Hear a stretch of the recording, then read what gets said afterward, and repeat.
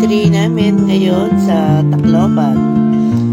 Papunta naman kami ng Baybay, Leyte para bumisita dun sa aming kumare at kumpare. Doon na sila nakatira ngayon. Taga-Bulacan din sila dati. Ito na nga. Isa na po ang biyahe namin. Papunta Baybay. Pero naisipan namin na dumaan muna sa mga simbahan dito sa may Tacloban. Bale, 2.5 hours ang takbo namin ng motor mula rito sa Tacloban hanggang sa Baybay, Leyte. Isa na po ang ating mahaba-habang biyahe.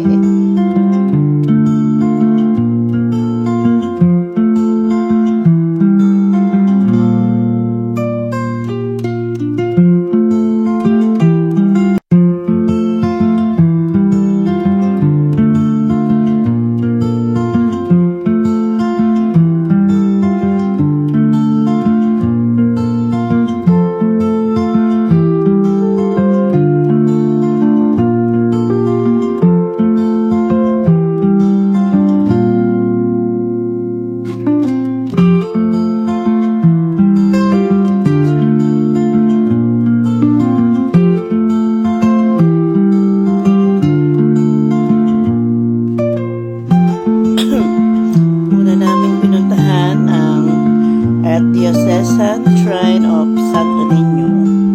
Nandito po kami ngayon sa harap ng church ng Santo Niño.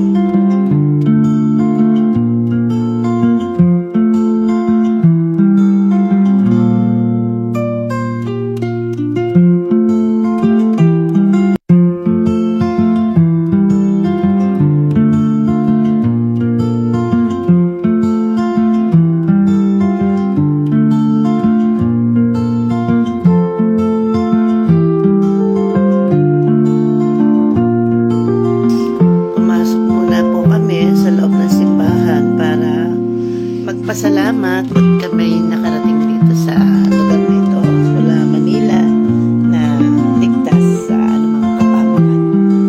Thank you po, Lord. Maraming salamat po sa iyong patnubay. Napakaganda po ng loob ng simbahan, saka maluwang siya.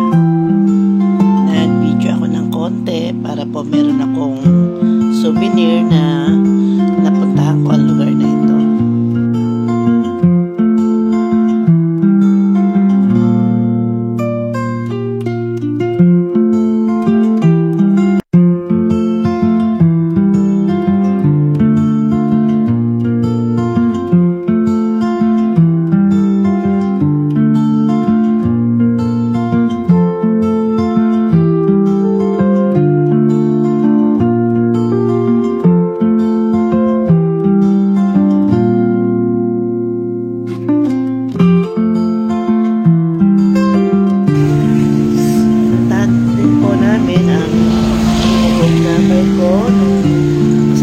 Ng bagyong Yolanda.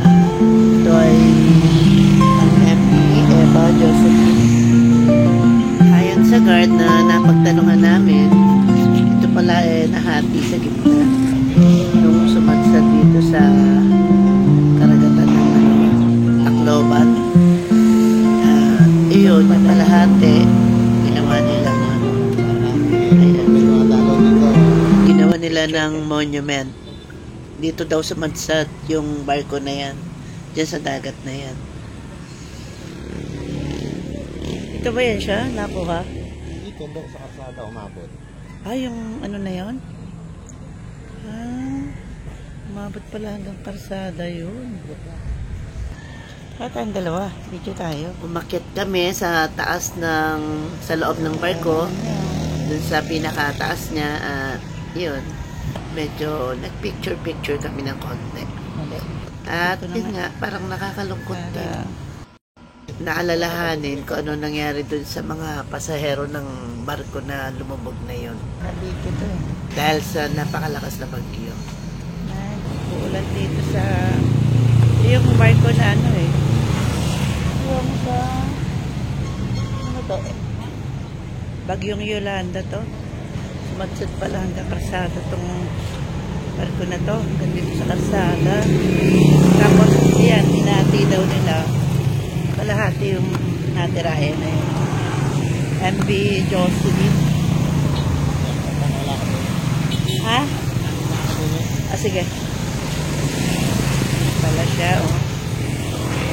Yan yung barko, oh, na nahati nung bagyong Yolanda. Kalahati na lang natira niya. Saka yung mga parts niya nandun. Yung binidyohan ko kanina.